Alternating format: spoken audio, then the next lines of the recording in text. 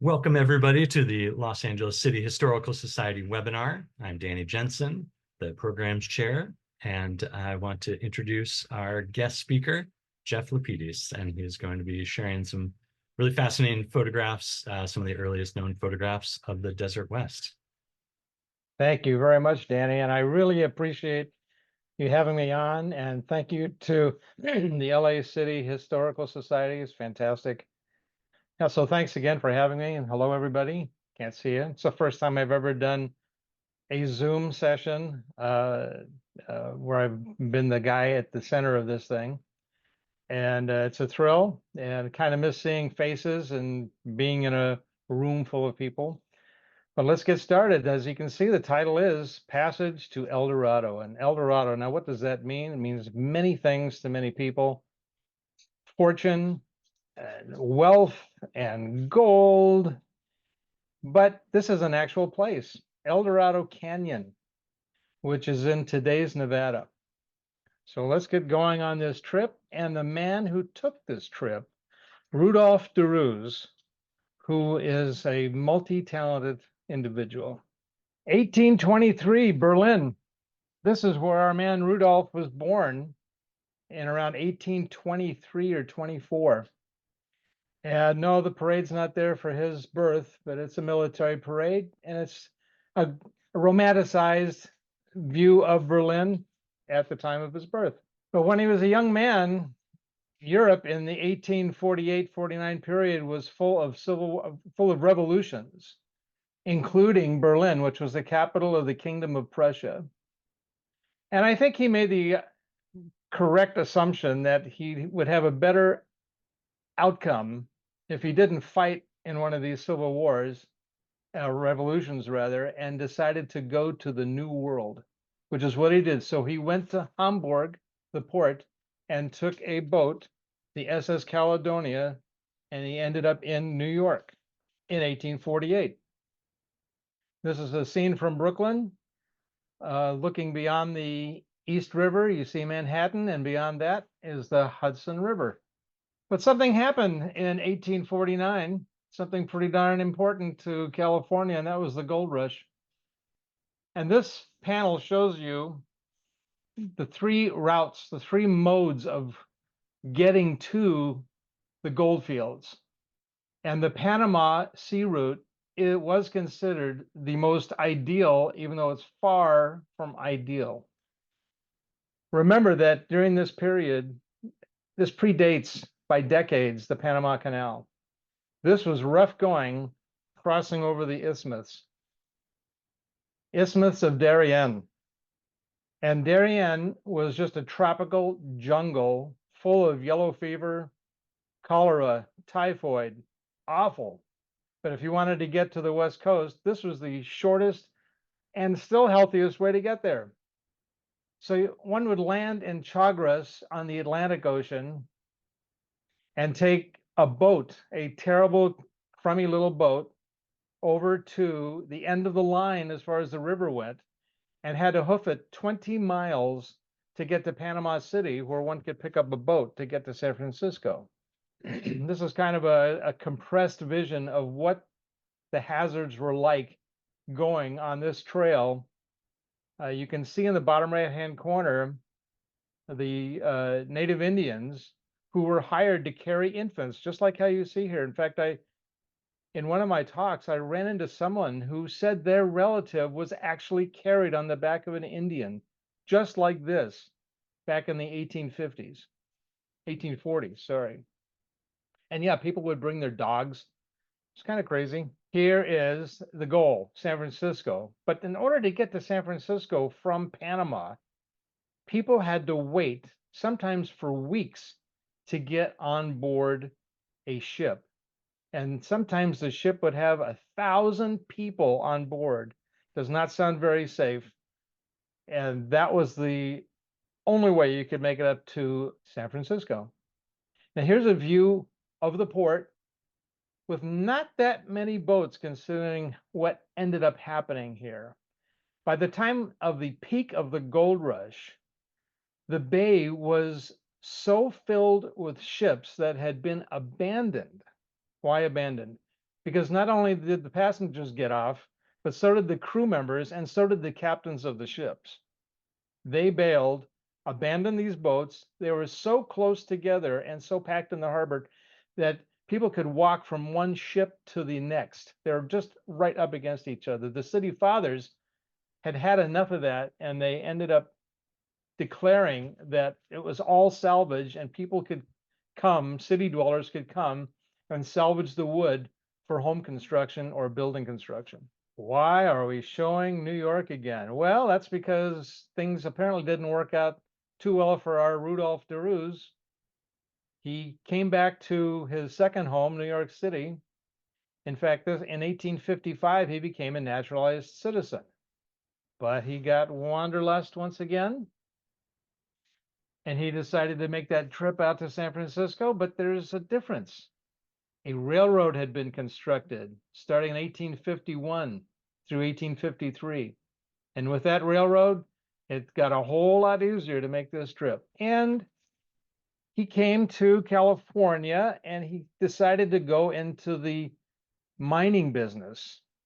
And he had mines, quartz mines in Butte and Yolo counties. And unfortunately, he ended up becoming bankrupt in 1858. Hasn't had good luck here in the New World, but he is pursuing a future, and he goes up to Victoria, British Columbia, sets up shop on Yates Street as an architect.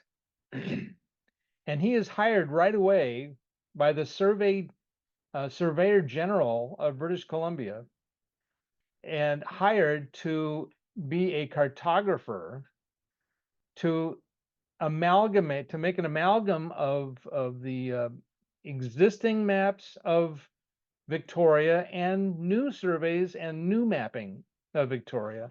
And he created this. And he got his name on it, Rudolph DeRuse, CE, civil engineer. That's how he's billing himself. And he had this map printed back in Berlin. His reputation started growing as a surveyor, as a map cartographer, and as an engineer and as an architect. So he ended up getting a call back down to San Francisco, where some capitalists hired him to investigate the rumors of the next California gold rush, which was along the Colorado River on the border with, at the time, the New Mexico territory, and almost immediately in like 63 became Arizona. And they wanted him to check out a particular place, Eldorado Canyon. He was to survey it and map it. So down the coast he came, and the only practical way to get from San Francisco to LA in 1860s was by boat down the coast, which took days, yes. And that's exactly what he did. This is typical of newspaper articles of the time. 49, come again. And you can read a little bit of this, and people were getting very excited. It was kind of a mania of gold, silver, copper, quartz. You can work your way down. And people came a-running from all over the country and all over the world to the Colorado River. This is DeRuse's hand-drawn map that was never published of his trip. And you can see in the upper right-hand corner are the mining districts that he has highlighted in red. And I'm going to highlight myself. I'm going to highlight his route here, which is this in the green. So besides taking a photograph that we'll see shortly down at the port of Los Angeles, which was Wilmington, he took that trip from Los Angeles to San Bernardino, backed up a little bit, and went through the Cajon Pass. And he goes in, follows the Mojave River. And keep in mind that this was known as the Mojave Road as soon as you left LA City. LA City, that's kind of a laugh because the population in 1860 was less than 4,500 people for the city of LA. The whole county was only 11,000 people. So he took this route, which, as you can see, as you get halfway up the route, it has a junction with the Great Salt Lake track, the road. But up until that point and beyond, going due east, that is all the Mojave Road. We're switching things up a little bit here. If I had an audience, I'd be asking, does anybody know what this is? What are they looking at here? Because this is the other half of this story. It's not just the trip. It's not just the mining. It's not just the mapping. It's photography. And what you're looking at here is the very first photograph, 1826, on a metal plate. If you want to see it computer enhanced, that's the view. It's the photographer's view. His name was Niepce in France. His view was out of his apartment. The exposure was so long that the sun hits opposing walls. It was an 8-hour exposure. Things progressed. By 1839, we have our very first photograph of a human being. It's actually two guys. A guy in the lower left-hand corner. It's a fellow getting his boots shined. So you have the boot black and the customer there. This is 1839 in Paris. And all the other traffic, human and mechanical and horse, they're all blurred. Again, very long exposure. And this is a daguerreotype. Then photography made some big progress. A glass plate negative. This meant first you could get a sharper picture and you could reproduce a picture. You could make copies from a negative. A huge stride. There were other processes before this and after this, but this is what took hold. Now, this is known as wet plate photography. This is what photography was like. It's not like taking your iPhone out and taking a photo. Wet plate photography required quite a scramble. You would have to set up your camera, focused and everything, for whatever your subject was, whether it's a portrait, a building, or a landscape.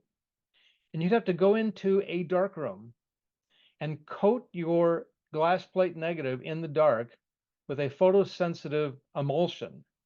And while that emulsion is still wet, you have to load it into your film holder, which is the film holder is in the bottom right-hand quadrant of this image here, of this plate. And while it's still wet, you had to put it in the camera, expose the photo, and still while it's still wet, get it back to the darkroom and develop it. If there was any problem between A and Z, you had to start over again, throw it out, start over again. So once the image was developed and then it was dry, then we finally had a stable image on a glass plate. This is not a picture of Rudolph de Ruz, but it's very typical of the camera and the fact that he had an assistant, because it was quite an endeavor to do a single image. And we're gonna start with this image right here. This is at Wilmington at the port, but this is the U.S. Army's Quartermaster Depot. You folks are probably familiar with this image, although I'm sure you've never seen it in this great a shape. And dead center at the loading dock there is a photograph of a camel. And it is the only photograph of any of the camels from the U.S. Army Camel Corps. And they didn't work out in the US because the camels were used to sandy deserts in Arabia, not the rocky deserts of the Southwest. So the importation really didn't work out. The animals were disruptive. They didn't like horses. They didn't like humans. They didn't like anybody. And nobody really had the patience. So in 1864, a year after this was photographed, they were shipped up to Benicia in the Bay Area, and they were auctioned off into private hands. Passing back through LA and going out to San Bernardino. San Bernardino with the San Bernardino Mountains in the background. This is or was a Mormon colony. They founded it in 1851. But when there was pressure on Utah with the federal government to do something about polygamy, do you want to be a state? What's going on? There's going to be some voting going on, and that required as many Mormons to be back in the home state as possible, the home territory. So Brigham Young issued an edict, ordered everybody back, and 80% of the inhabitants of San Bernardino respected the order and went. 20% said, nope, we put too many years into this place and we're not going to just walk away. But because of the 80% walking away, it was a fire sale. And the people that came in did not have the social skills and the vision to create a town based on what the original settlers had done. So it became kind of a dilapidated town.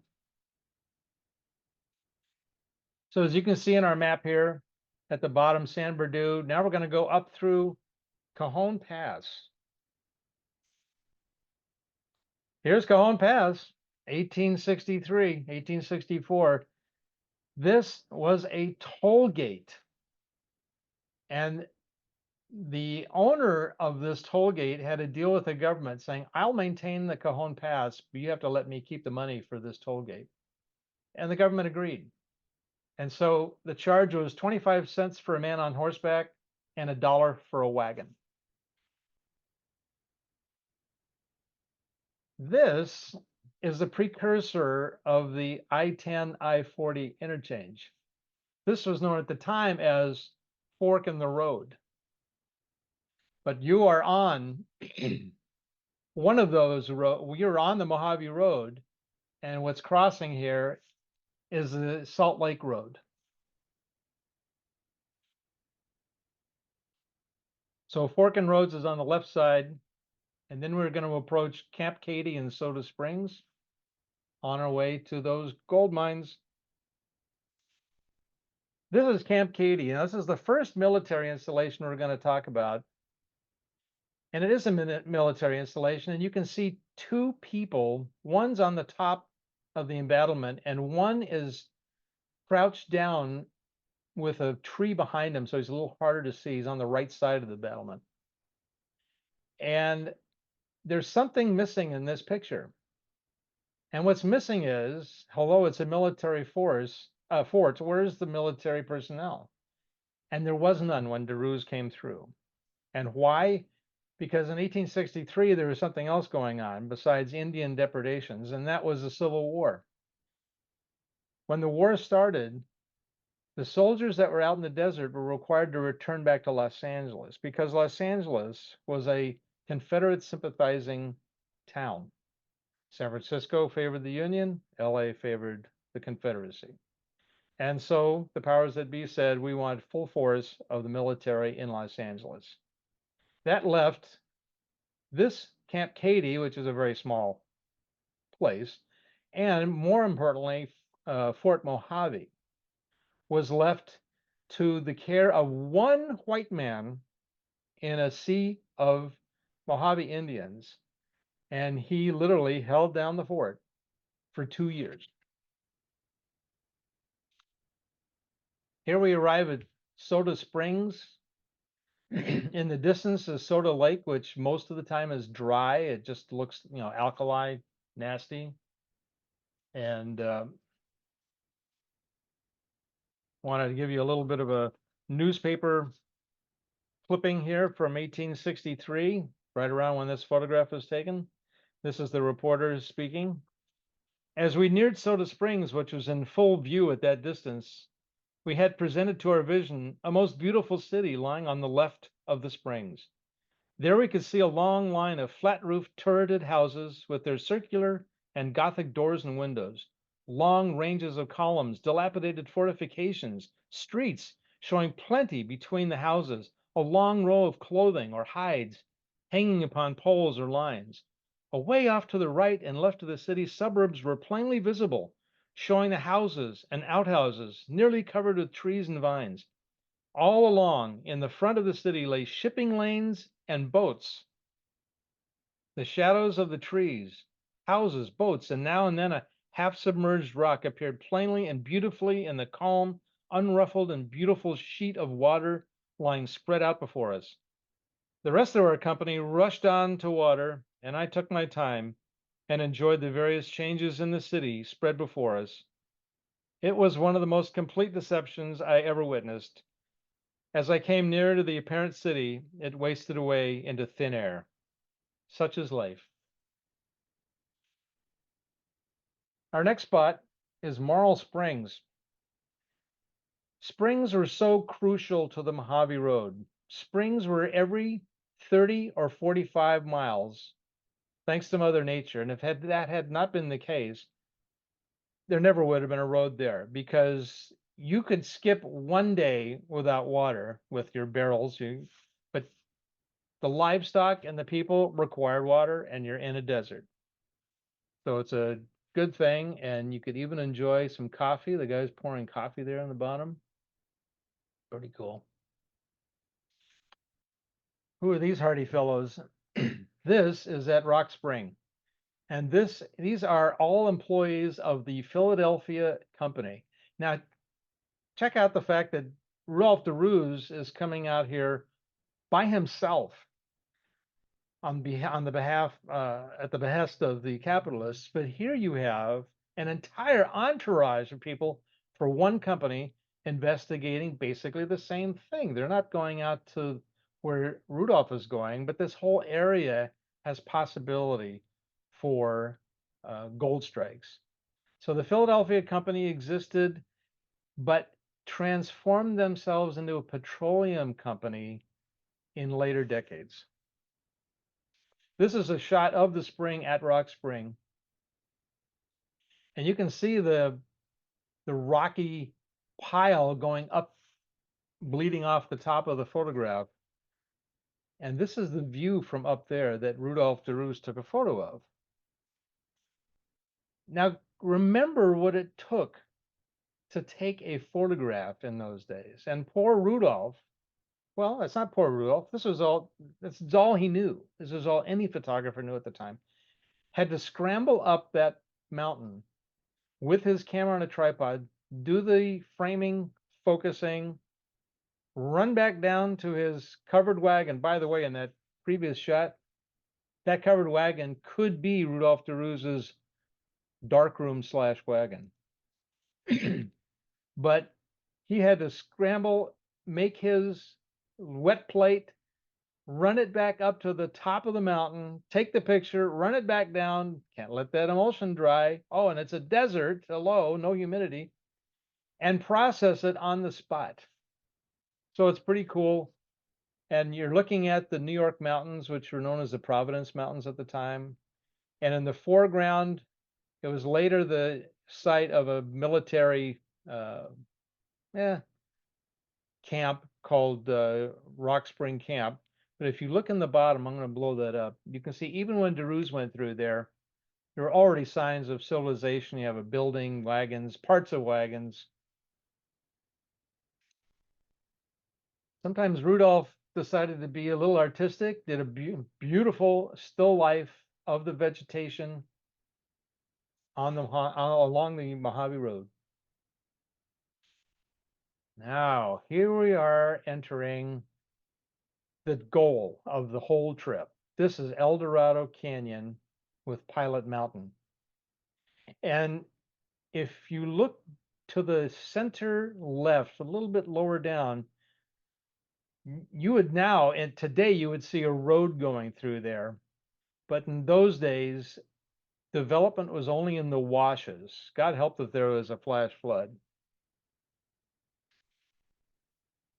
And this was the most important mine in Eldorado Canyon. This is the Tachatacup mine. Here are the proud owners. And the Tachatacup mine, besides being one of hundreds in this canyon, hundreds of mines, and you'll get an example of that. This thing was so prosperous that it was a productive mine until 1942. Here's one of the camps in the canyon, again, one of these dry washes. And you can see the deluxe architecture of dry stacked rocks and canvas rooftops.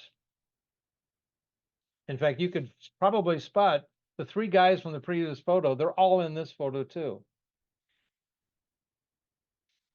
This is a different camp. Different because, unlike the first camp, these guys are sympathizers to the Union. The first camp, which obviously was more populated, they were siding with the Confederacy. But one thing all of these miners had in common, they weren't there to fight a war. They were there to get rich. I want to point out the fellow in the dark hat in the center with a saw in his hand, sawing a limb. He has quite a sense of humor because we're going to meet him. And you're going to find out why he has a saw in his hand. Here he is. This is Dr. John Stark. He is the surgeon at Camp Mojave. So always a sword in hand. And he's with two Paiute Indians. If you can imagine how tough life was, Dr. Stark in this photograph is 22 years old. He looks like he has some mileage on him. And what you're looking at now is the creation by Rudolph de Ruz of the map that's based on his 3 months of surveying. Oh, and he managed to find some time to make some claims in mines too. And I'm going to take let's look closer at this thing. The camps were named. This is Louisville in the middle. And it's pretty cool that every building is noted on here with a little filled in square. If you look to the right side to Eldorado City, lower camp, you can see a lot of buildings there. But if you go back to the Louisville in the middle and go up to the right and up and to the right a little bit, you can see Tachatacup listed as one of the mines. Now, every line you see on here is a different mine. And you're talking about an area this huge.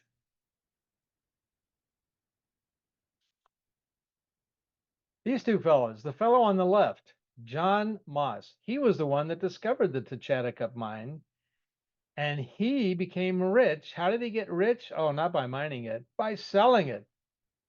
You know, it's always the purveyors of the goods that make the fortune, not the individual ragtag miners. And here he is with a Paiute chief, Turcharum. Interesting how which one is holding a firearm. Here's a little R&R in the camp, playing checkers and cribbage.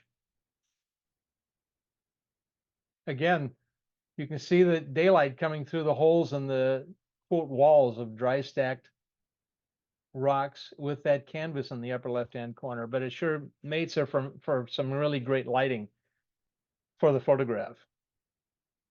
Another still life, this time with the flora of the Eldorado Canyon floor itself. So now we're going to go from Eldorado Canyon in the Colorado mining district there at the top, and we're going to go down to Fort Mojave. And like I said, Fort Mojave was abandoned by the Army, left in the care of one person. But in 1863, it was re-garrisoned by the California Volunteers. So here is part of Camp Mojave, Fort Mojave, looking towards California. That is the Colorado River back there and California on the other side. So you wonder, now how are people getting from California over to this fort? Now this is not a Rudolph de Ruz photo. This was taken later, 8 years later. And this was how people ferried across the Colorado River. And remember, mining districts, how did they get all that ore to market? This is how they did it. I can't imagine what the load was on these boats. Tremendous. The Mojave Road was to be an alternative to the boats. Why? Because the boats had to go down the Colorado River, past Yuma, go down to the Gulf of California, go around Cabo San Lucas, and up to San Francisco. took forever, and it was a long trip. So the idea was, hey, Mojave Road, let's just haul it by land. Back to Rudolph's photographs. Here are Mojave Indians at the fort.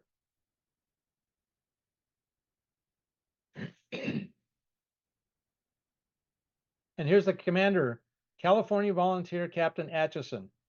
He's here with his orderly and his clerk. And if you look in the right side there near the post holding the place up, in the background, you see a glass of alcoholic refreshment that I'm sure was pretty prevalent in those days. Here's another shot of the captain with the locals.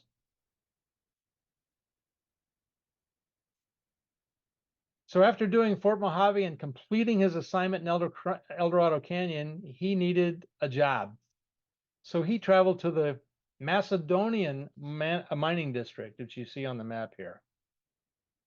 And he created another unpublished hand-drawn map. And he drew this for a Yale professor that he met here. The professor is Benjamin Silliman Jr. His father was a professor at Yale, and Jr. was a professor at Yale. And between the two of them, they are the cornerstone of the American petroleum industry becoming a developed industry in the United States. They were hugely important. Why was the good professor Jr. here? He was here because he had side jobs. He did consulting work for miners, and he had a perfect record of being wrong about every one of them. Amazing disaster, but he got paid up front. So he got paid more for a couple of months out there than he did for a year teaching with all of his assignments at Yale. What are we looking at here? I'm going to go back one bit for the Macedonian mining district. Now remember, DeRuz is working here. He's the assistant surveyor and he's a cartographer. And the news goes out in 1864 that there's going to be a huge science and industry exhibition in France, in Paris. And it's being put on by Emperor Louis Napoleon because he was not going to get outclassed by Victoria and Albert in England with the Crystal Palace, with the big exhibit they had there. So he's going to outdo them. This is going to open up in 1867, and here it is in Paris. And Rudolph sent a silver ore specimen, which was shown here at this fair, which lasted for several months. Amazing how much went into this thing. He's done with Macedonia. He decides he's going to sign up for the Geological Survey with Josiah Whitney and start tackling Kern County and the lower Sierras. He does, but he gives up. He doesn't have enough resources to get the job done. And he even turned back in some of the earnings he had made because he hadn't completed it. And he went to work at Kern County in the boomtown and county seat, Havilah. This is not a DeRuz photograph. I wish I had. Apparently, he did take 2 photographs of Havilah, did lithographs of them, and sold the lithographs at Kramer's hardware store in Havilah for $2 a sheet. But what we have here, we have Havilah 20 years after DeRuz was there, and he worked for the county of Kern and started mapping it out. But then he said, you know what, I want to go back to the Geological Survey and I want to do it right. And Josiah Whitney granted him 2 assistants. And the summer of 1867 to map out, unbelievably, the entire Eastern Sierras. And he did it. Parts of Inyo County, and I can't remember all the counties now, but Kern up to Inyo, everything in between, Tulare. He discovered Thule big trees that had never been seen before. He figured out where those were, and he got kudos from Josiah Whitney when he did his book, Yosemite Guidebook, in 1869. Now, while Rudolph was off in the mountains doing his surveying, he was he had another sideline, which was he was an inventor, and he invented a way of advancing or facilitating the fermentation of wine. And he got a patent, and it was approved while he was traipsing around in the Sierras. Here's an ad he placed in many publications, the DeRue's air treatment. And you can see that he was selling it for various things: baking, manufacturing of wine, cider, brandies, vinegar. But it was really being sold to the burgeoning wine industry in California and across the country and in the world. He advertised this around the world. But notice that it says R. DeRue's, New York. That's his P.O. box. He's back in New York. But after this, and he became known worldwide for this air treatment, he was hired by the Tokay Vineyard in Fayetteville, North Carolina. He stayed there for a couple of years. He was not successful in the end with his air treatment. Other technologies superseded it, and he never really made out with it. But he ended up going back to New York City from North Carolina. And what happened to his photographs? He had these photographs, glass plate photographs. Well, they never made it out of California, apparently. He had prints because glass, being a fragile medium, probably couldn't have survived the trip cross continent to New York. And glass plate negatives really had a low probability of surviving, period, not just the travel. Just to point out that of all the photographs taken on glass plate negatives in the Civil War, 90% were used for greenhouse glass to sit in the sun and get bleached out. No respect for photography. So he went back to New York. He never commercialized his photographs. But Josiah Whitney's assistant, whose name is Brewer, he was very interested in touching base with DeRue's, and he knew about the existence of the photographs, and he wanted the photographs. So it took who knows how many months of mail to have the two of them get together. Brewer and DeRue's finally got together, and DeRue's sent Brewer 41 images. Brewer at this time had gotten a job at, wait for it, Yale University, working with Professors Silliman, Jr. and Sr. And Brewer kept hung onto these images too. Again, nothing really happened to him. Finally, they were being seen. And come 1942, there was an event at the Museum of Modern Art in New York.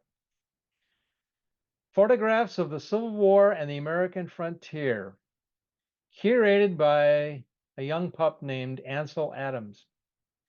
And Ansel Adams picked 5 of DeRue's images to hang in this gallery alongside of Matthew Brady, Timothy O'Sullivan, the who's who. It's a pantheon of frontier photographers. And I have a book that faithfully reproduces, actually improves all of the photographs that Rudolph took. Oh, and you might be wondering what happened to Rudolph himself.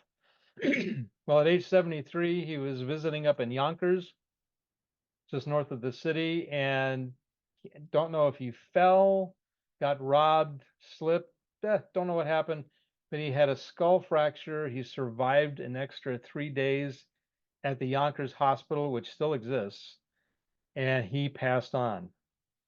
He had, in his senior years, joined a cremation society in New York City, actually in Queens. And that's how his remains became cremains. And a friend picked it up. We have no information of family in the States, never married, no children, just left the family he had in Europe.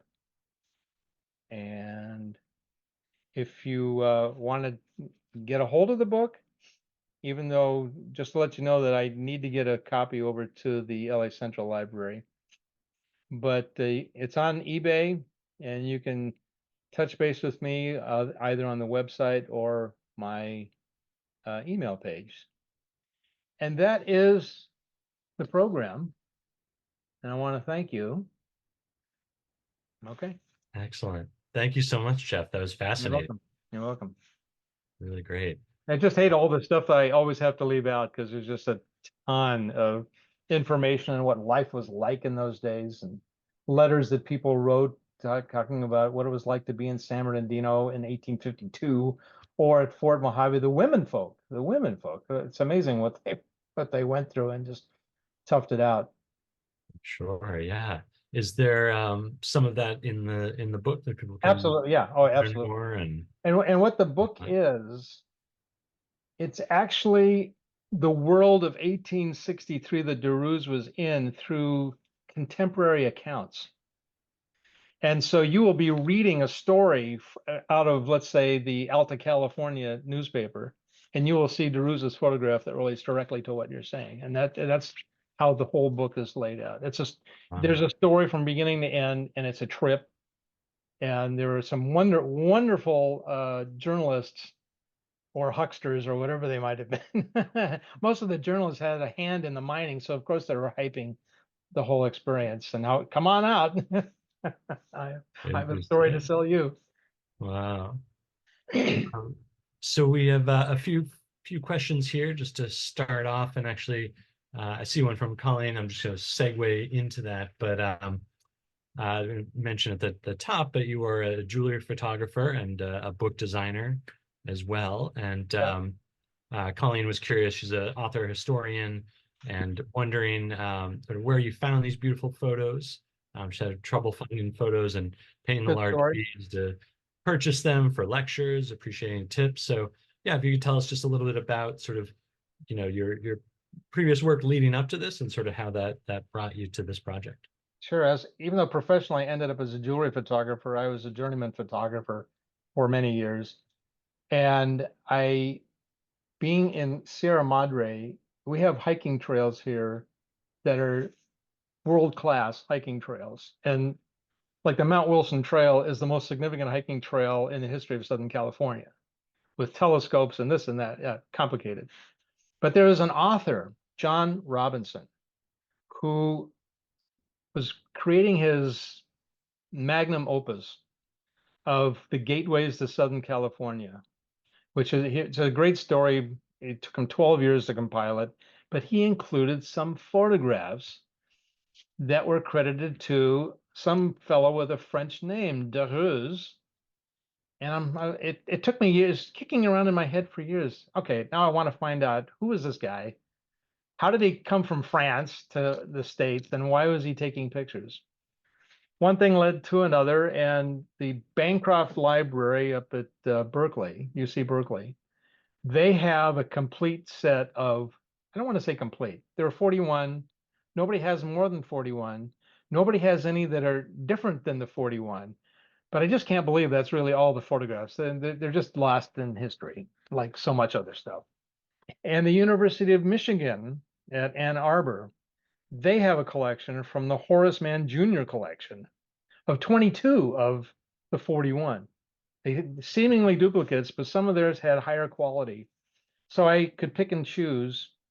Then I looked at the Palmquist book on male photographers of the American West in the 19th century, and he had quite an article on Rudolph Derues and said he was from France and blah blah blah. And sorry, it was pretty much all wrong.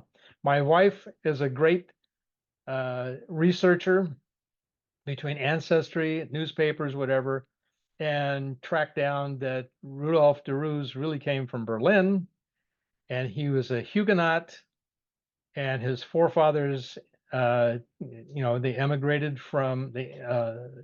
out of France when they became, anti-Protestant, and Prussia had just gone through the 30 Years' War, and they were shorthanded personnel, so they said, we want Huguenots, we want Jews, we want everybody come on to Berlin, and we need you.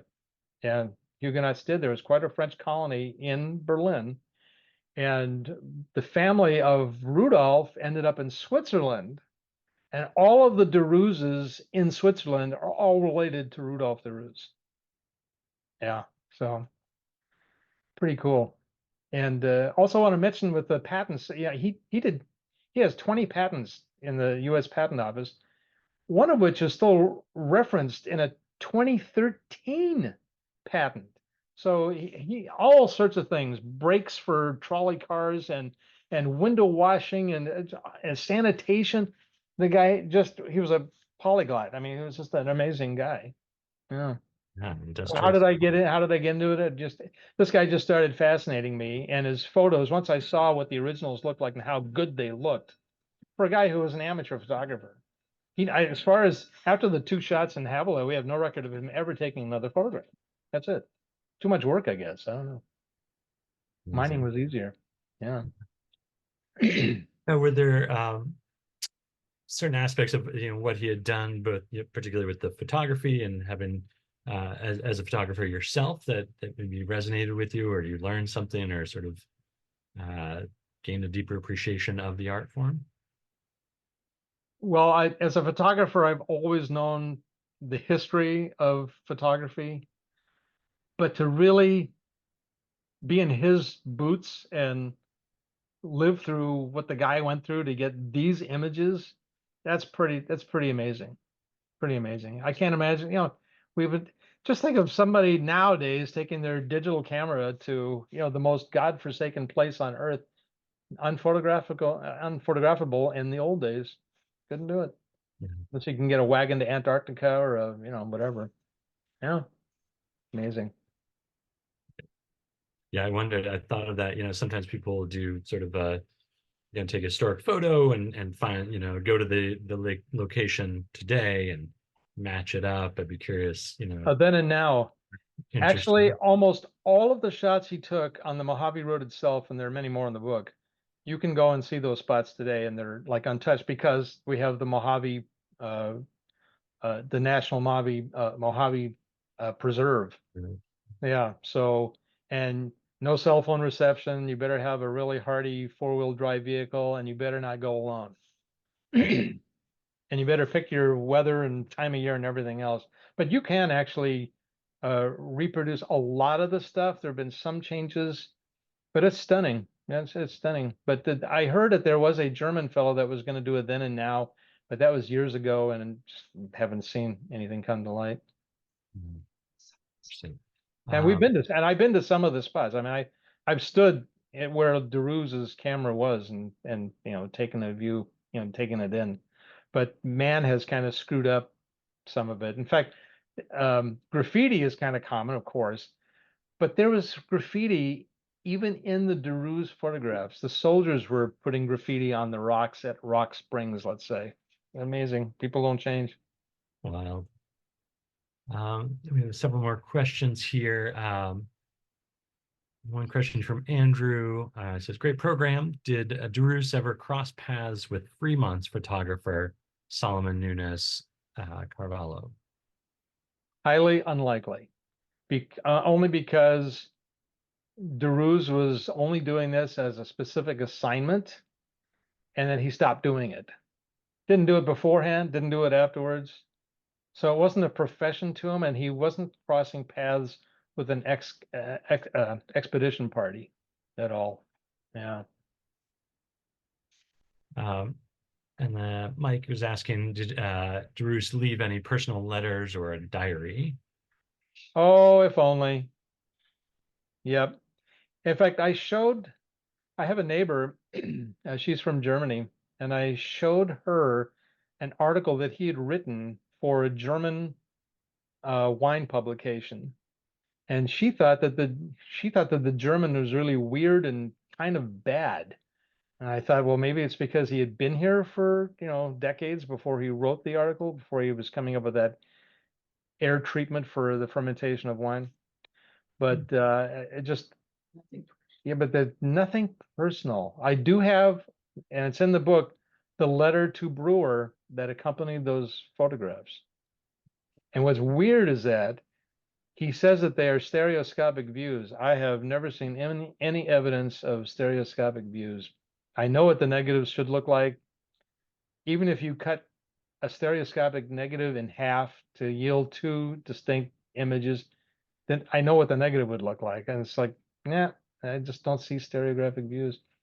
Maybe he was trying to sell up. I don't know, because stereography was becoming such a rage.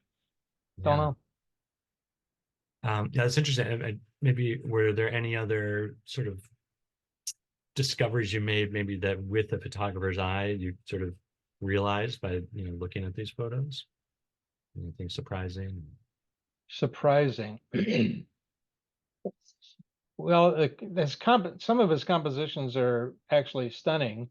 Some of them are on the amateur side, but that's to be expected. First of all, that as many photographers as there were at the time, it was such a minuscule percentage of the population. I don't think too many people were really making a living at it, and everybody was an amateur, seeing what they could do with it. And looking at the lives of the miners, that was something very interesting to me that that I just love the photograph of the miners in one of the structures, playing cards. That is just, yeah, I just love that image. The great one. Yeah. Let's see, there's just a comment from Allison there about, yeah, 19th century and 20th century German, probably different, just as English was different. Uh, I agree. Yeah, I really agree with that. Yeah. In fact, a super duper tangent here. If anybody saw the series Shogun on FX and Hulu, On that my the list. Japanese that they were speaking was the formal Japanese from the year 1600, not modern Japanese. So yeah, languages certainly change. Definitely.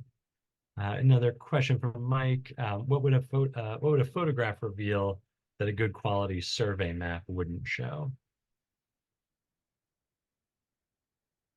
Good question. Individual rocks, the openings to mines. The survey map is a bird's eye, and the camera's on the ground, and it's a whole different perspective. Like I say, I'm sure he really took more pictures. Oh, I wish we had them. Wish we had that journal that he may or may not have written. Yeah. What a world. I mean, but to think that, the book emphasizes what he did in the West, but by far most of his life was spent in Manhattan. Interesting. Let's see if we have any other questions. I see, Deirdre, you have a raised hand. Unfortunately, we can't sort of unmute folks in the webinar, but if you had a question, you could put it in the chat there or the Q&A, either one.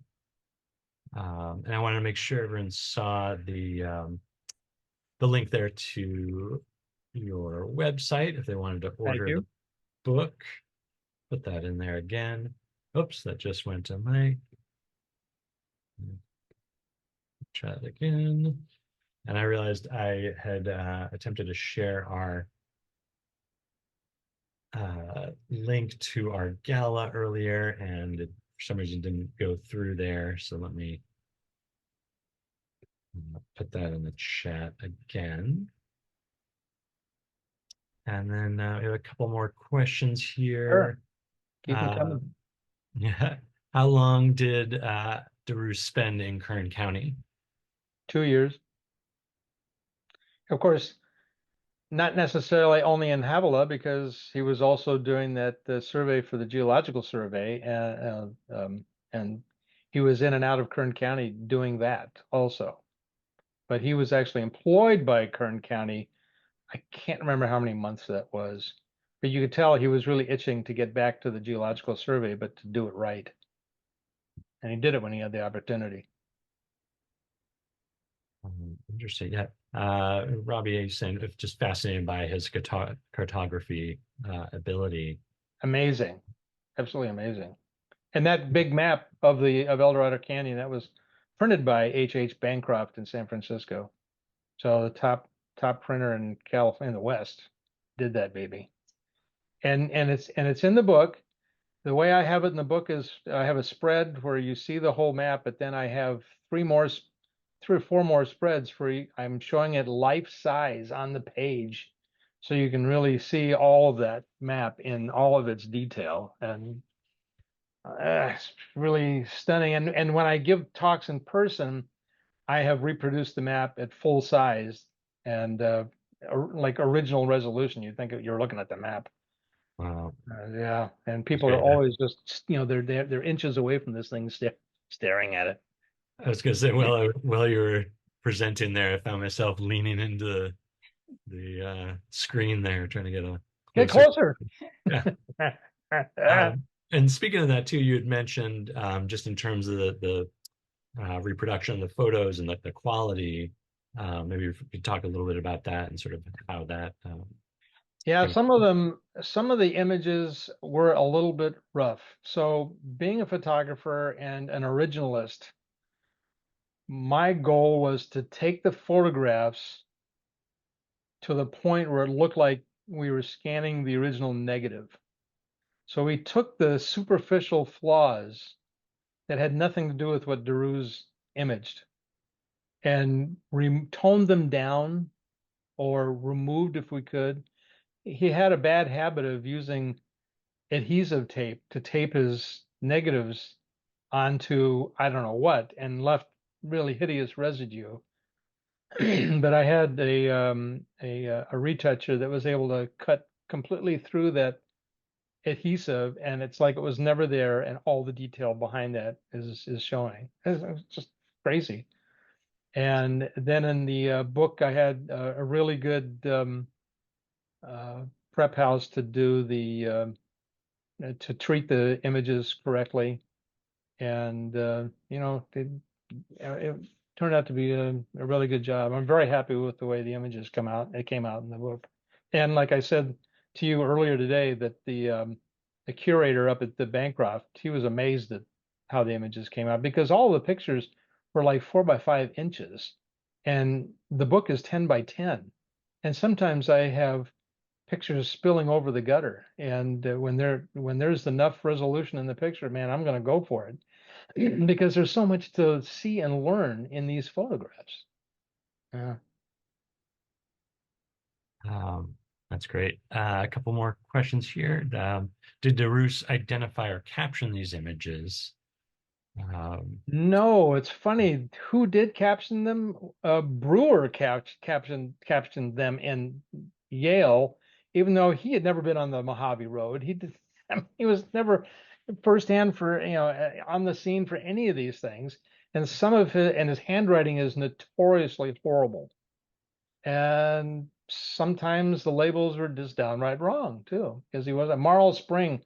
That was mislabeled. That was called something else for over a century until one fellow named Dennis Casebeer, who was kind enough to do the forward to the book. He basically lived on the ground on the Mojave Trail for decades, and he as he called it, he ground truthed the photos, and he proved without a doubt that what is now called Marl Springs was really where the shot was taken. Yeah. and then someone's asking, where did you find the maps? Maps. Yale, uh, the big map. I gotta figure. I gotta remember from. Here, wait a second.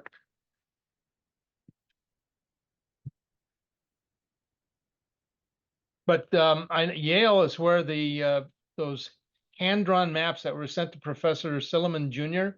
They, thank God, were sitting in the vaults at Yale. Yep, and they were in excellent shape. So that's the Sterling Memorial Library at Yale, and also the Harvard Map Collection. I think that's where I got the big map and all that glorious detail. Yeah, yeah. Yeah, it's That came from fascinating. Harvard. Why Harvard had it, I don't know. It's just to say, Yale, we have it. There you go. Yeah, it's fascinating as you mentioned too, where you found some of the materials and finding some of the images and sort of all over the country, really.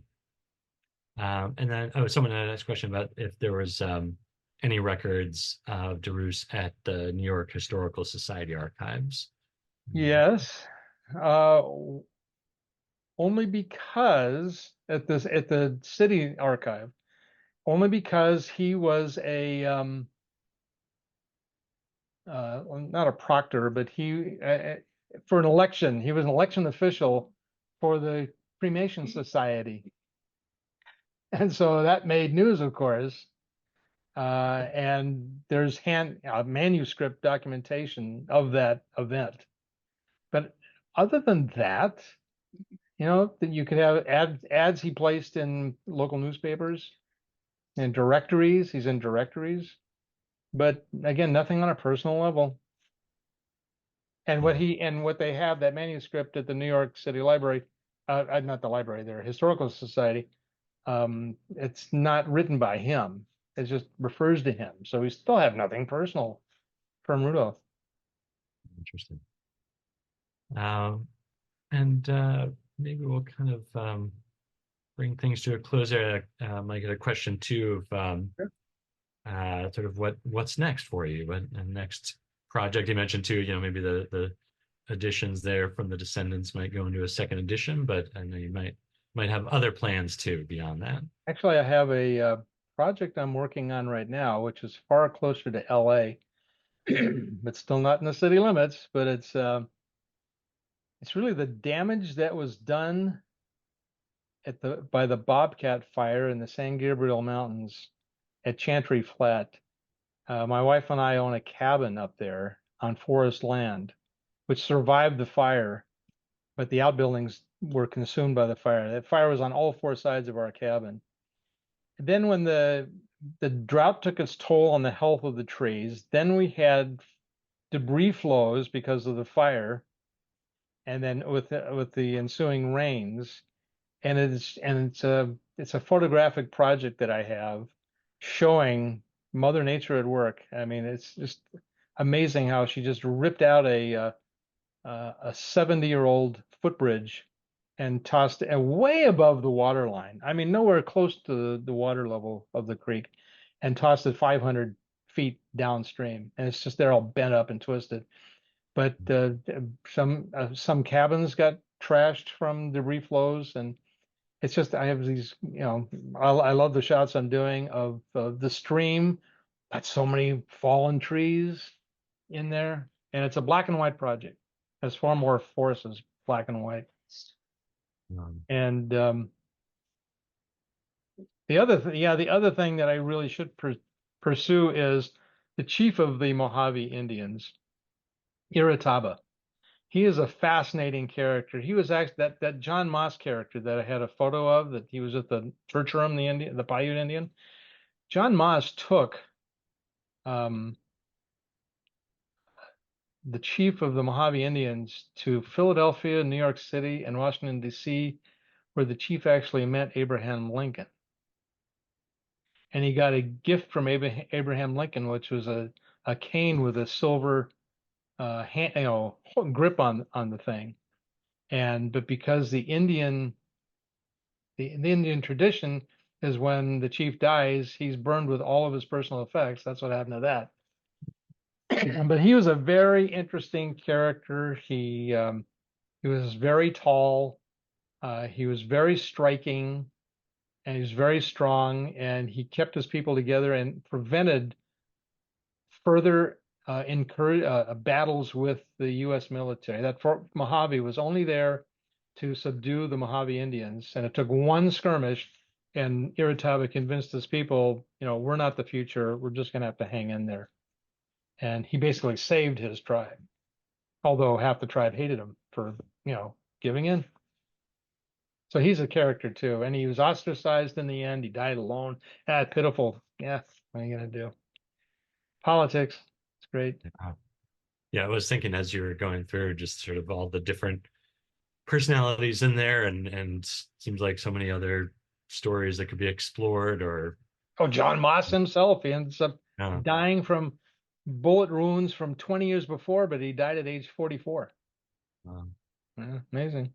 yeah, I mentioned how young some of them were in those photos, but looked much older. Haggard. Yeah, Yep. rough life. Yep. Excellent. Well, I think that's all for the questions. I want to thank you, Jeff, so much for a fantastic presentation, and really excited to see the book in person. And want to thank everyone for coming out and joining us tonight. And once again, we have the links there in the chat. If you'd like to purchase Jeff's book, I really encourage you to do so. And hopefully you can join us for our upcoming gala. I hope to see you all there and at many of our upcoming events as well. I have one little warning I have to state, and that is the book is available on eBay, but we're out of packing boxes, so we're waiting for them to come before I can ship out. There you go. Other than that, we got the books. Yeah, have a little patience and yeah, they'll get there. Right. Yeah, And thank you very much, Danny. It was a pleasure. Your group is fantastic. Your three books are great, and so it was just a terrific experience. Thank you. thank you. Appreciate it. All right. Have a good night, everybody. Thank you so much. Good night.